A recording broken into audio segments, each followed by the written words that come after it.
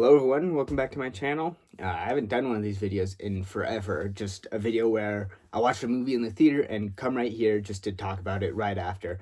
There just haven't been many movies in theaters I've really cared about a whole lot or was really interested in or anything. But today I saw a movie that I was extremely excited for and extremely interested in, which was Dune Part 2. I rewatched the first one earlier just a couple weeks ago or so. You'll see me talk about that in my what I watched this month video, but the second one I felt like was even better than the first, and I really liked the first, especially on rewatch. I really enjoyed it. Both these movies, I think it's really cool that we're giving such high budgets to more. I don't want to say experimental. These movies aren't super experimental, but they're definitely different. They're not your super standard action comedy blockbuster movie. I feel like because those are the movies that tend to make quite a bit of money. Just where there's not a lot of creative risks, but these movies I think are quite bold. They have a lot of personality, and the fact that they're able to get such high budgets I think is a really cool thing. Because they're able to use it in really cool ways. Obviously, these movies have incredible effects. This second one that I just watched, which I guess I should be talking specifically about that one, but it had incredible effects. Obviously, just with the massive sandworms and stuff like that, and I can't think of too many other examples. Spaceships and stuff like that. It just really leaves a great impression.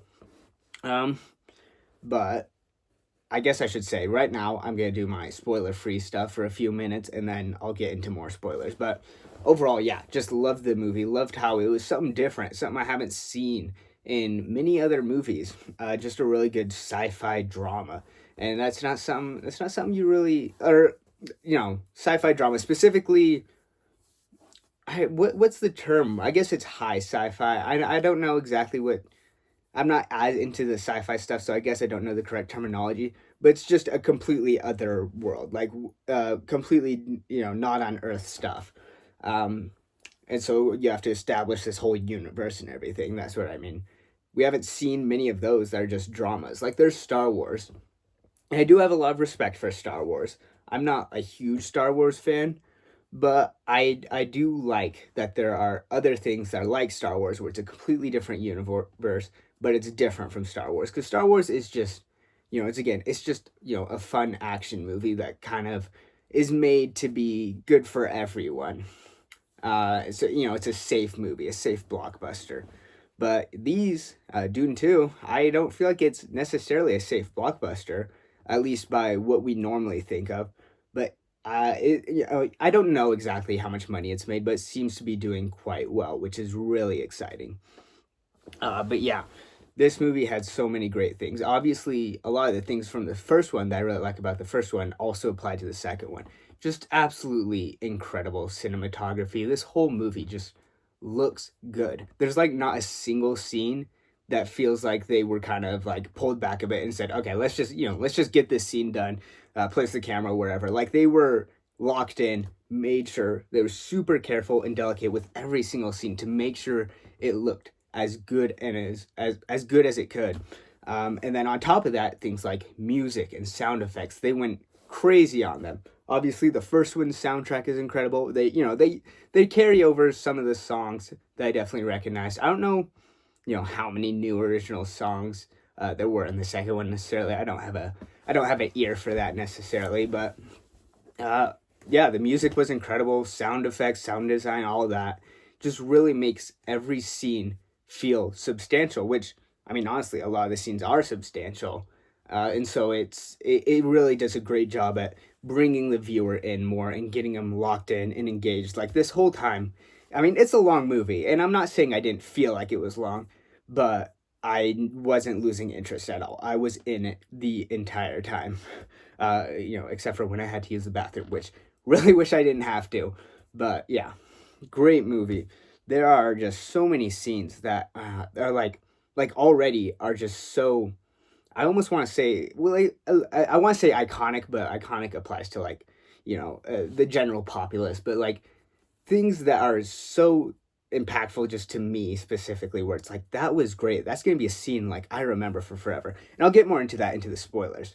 Um, one of the things that I would say is an acceptable critique to me, because they're like, these movies are great. These are high quality movies. They do a lot of things right, and there's a lot of things where it's like if someone tried to critique it, like I would not be able to hear them out, or I'd have a hard time hearing them out. Obviously, everyone can have their own opinions, but one thing that I would understand if someone critiqued about this movie is weak characters, just not being able to get really attached to any of them, and I understand that. I was I mean I still kind of am someone who characters is such a huge deal for. But as I've been getting into movies more, that's become less of a priority because I want to appreciate all aspects of it. And so I do understand, like, yeah, maybe you're not as into the characters just because this movie focuses on everything. Like, I feel like there's just as much focus on, good written characters as there is on, as I said, sound design, cinematography, stuff like that, choreography, stuff like that. I will get into it, choreography, but so the characters, if you're someone who's like you need great characters, maybe this movie won't be as much for you. But I still feel like they're not bad. They're not bad characters by any means. I still found them interesting and they kept me engaged throughout it. It's just that there are so many other aspects of this movie that are incredible, and the characters are just they're good. And so maybe by comparison to other sections of this movie, you won't care about them as much. um, but where was I going with that? Yeah, just the characters might be a bit weak, and that's okay. World building, though, love it. I just love learning about like fantasy or, I mean, fictional cultures and stuff like that. And so they really do that with the whole Fremen, the Harkonnen, and all the different groups. And so I just find that stuff really interesting.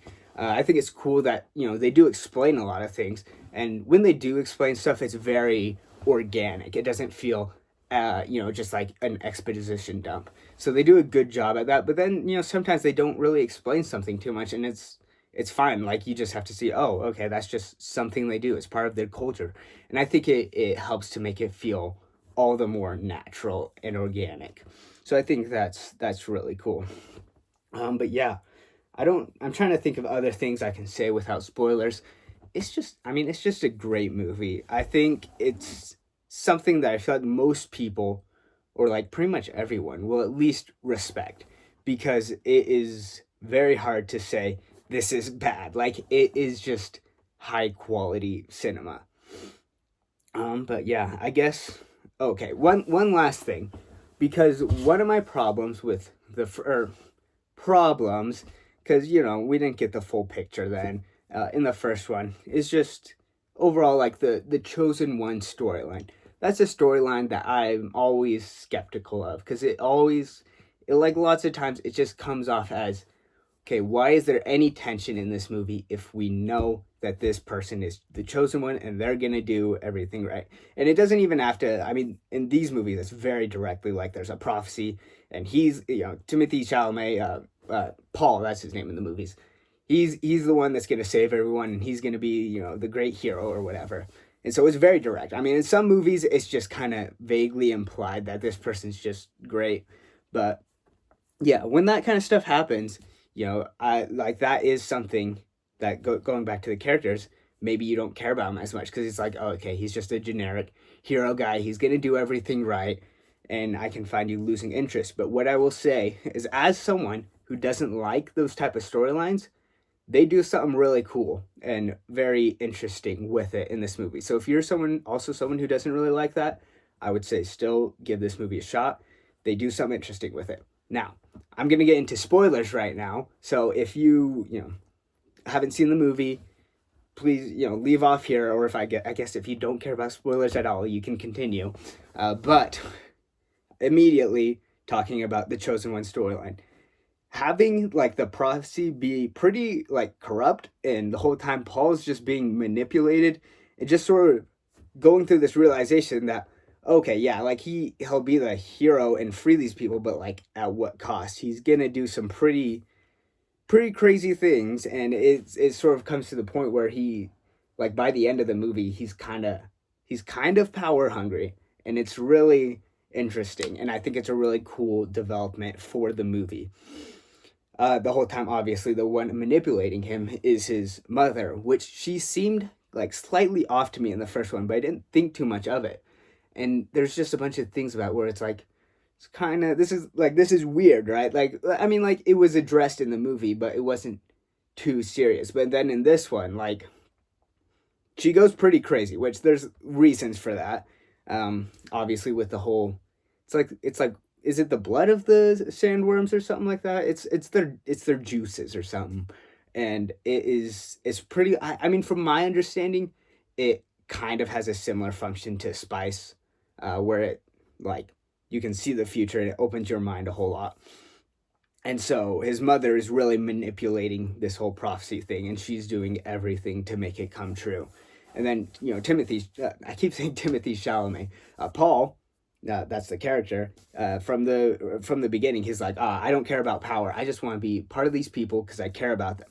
And I thought it was really cool because it was like he didn't want anything to do with the prophecy. And then also we get introduced to things like, okay, well, not all of the Fremen necessarily believe in the prophecy. It's only just a certain section of them. And I thought that was all really interesting because it's like, it made you start to realize, okay, how much of this prophecy really matters? Because he's like, I don't want to be a leader. I don't want to, have power. I'm just here helping you guys out. But at the same time, there's so many people that do believe he is, I don't know the word, but pretty much their Messiah, that they kind of force it on him. And so the whole prophecy, it's like, okay, how much of this was destined to happen and how much of it are people making it happen because they heard it was destined to happen. So I think that's really interesting. And he has some really interesting developments as he just spirals down into worse and worse places. And then obviously, his relationship with Chani, is that her name? Zendaya's character? Just their development, which I will say, again, going back to the characters, maybe you could feel like their relationship was a bit rushed, just because in this movie it feels like they go through their entire relationship, they get together, they fall in love, whatever, and then they go down and their relationship doesn't work out because uh, Paul, oh my gosh, I keep wanting to say Timothy Chalamet, Paul, he's power hungry. He's like, okay, well, I need to marry the Empress's daughter. Oh yeah, Chani, I definitely still love you, but I gotta marry this chick because for the greater good or whatever. So they're obviously not the best move for their relationship, that's a lot of developments for that relationship in just one movie, and so I could understand maybe people aren't a huge fan of that. And there are a lot of other aspects in this movie where it's like this wasn't fully explained necessarily, and that makes sense. This is a movie adapting a book. This happens all the time, and no matter what, you're not going to fit everything from the book in the movie, and things are naturally going to have to maybe have slight changes and stuff like that. That's just the way it works. I think we all understand that.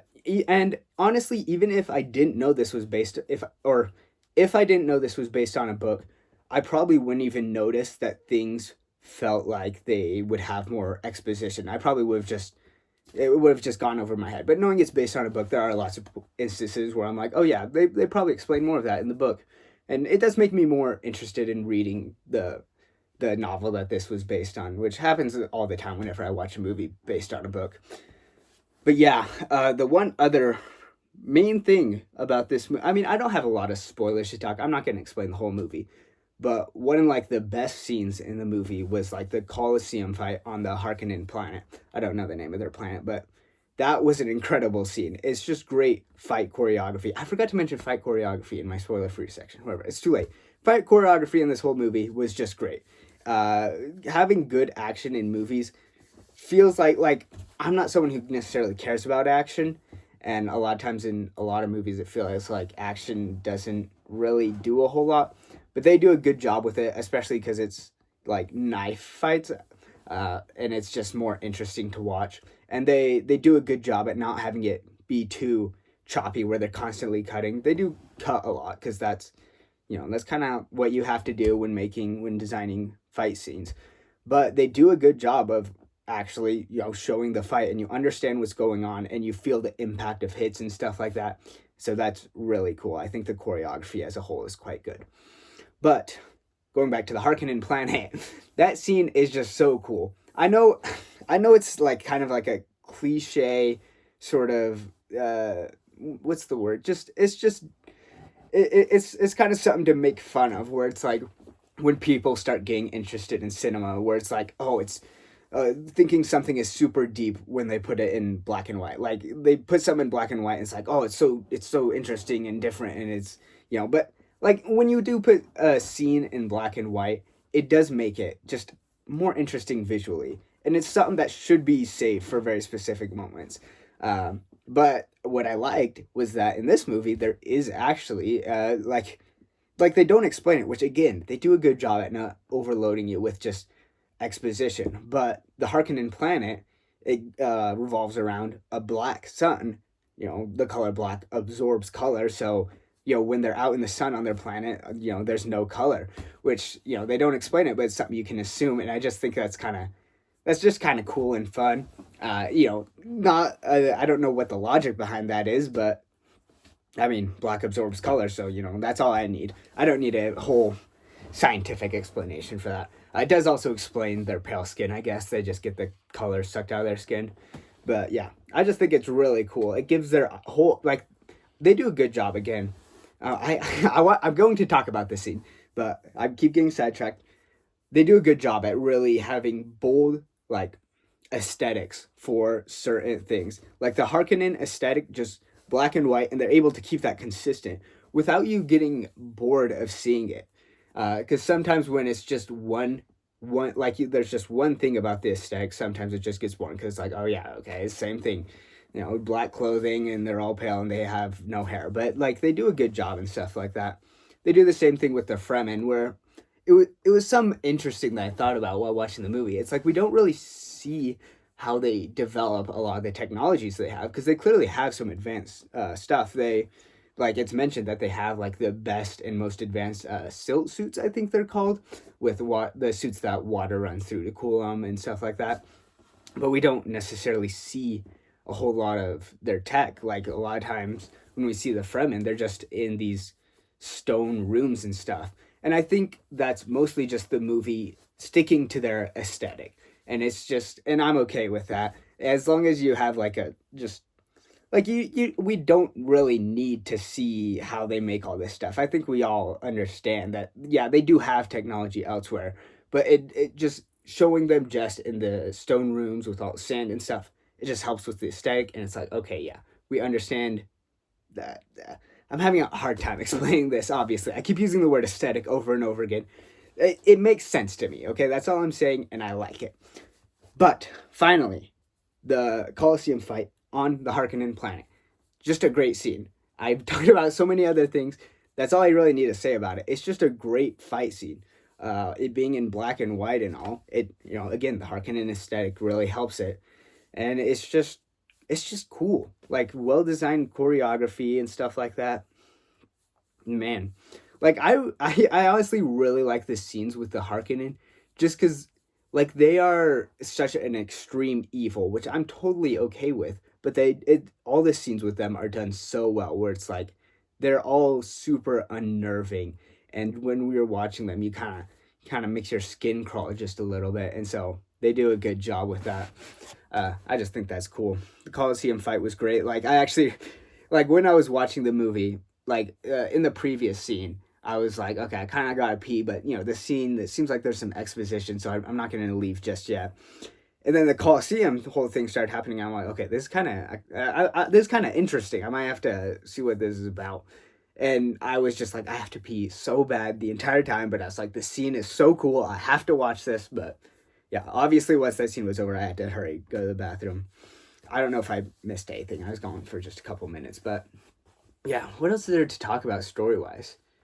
Yeah, just Paul really just they do a good job where it doesn't feel it feels unnatural in the sense that he's clearly being manipulated by the whole sandworm juices or something, and there's obviously some stuff has happened to him that clearly affected him, and this isn't how Paul would normally think, but it feels organic in terms of his development in the way he's thinking. It makes sense. So yeah, I'm just trying to think of more to say about this movie. I really enjoyed it. I mean, actually, this video's gone on pretty long. So I don't know if I have too much else to say. It's just a fantastic movie. I'm really excited to see the third one. I'm not. I'm pretty sure the third one's gonna finish the story. Maybe I could be wrong. If there are more movies after the third one, that would actually be really cool because then that would mean this is a long series and it's something that could develop a lot of appeal and have a lot more bigger of an impact on the world of cinema if there's more movies to it. And I just think it. I mean, again, I really should check if there were how many movies. There's probably just gonna be three, but even three, it's good that we have a series out there that makes that high budget, makes a lot of movie that's also super artistic and just good cinema. Like we're, I always hate using. I feel like I use Marvel as an example all the time, and everyone uses Marvel as an example all the time. There are other movies, but Marvel really kind of put us in a certain age of cinema, or was helped push that age of cinema that was maybe already coming along, where there's just a lot of safe movies out there and a lot of just action comedy, and that's all that matters to get money. And it sucks. I don't like Marvel movies. Actually, okay, to be fair, a lot of Marvel movies I'm like, okay, that was fine. That, like, a lot of their movies are inoffensive, but then again, inoffensive is like, I want something that's more. I want something that is offensive. I want something super offensive. No, I just want something where it's like, take a risk, be bold. And I feel like the Dune movies are bold. They have a style and they are unashamed of it, and they just are what they are. They have their personality, and they're not gonna shy away from it. And so I think that's cool. All right, I've been yapping for quite a bit. This was a great movie. The Dune movies are great movies. I am I'm going to rewatch the second one again in cinema just because they're great cinema movies. But yeah, I might share more thoughts after that. All right. Oh, yeah, those are all my thoughts. Please tell me your thoughts on Dune Part 2. I'm really interested. I know it's been getting some good reviews, but I don't know, just interesting to see what people think. Remember to save the blobfish, and I'll see you guys next time. Bye.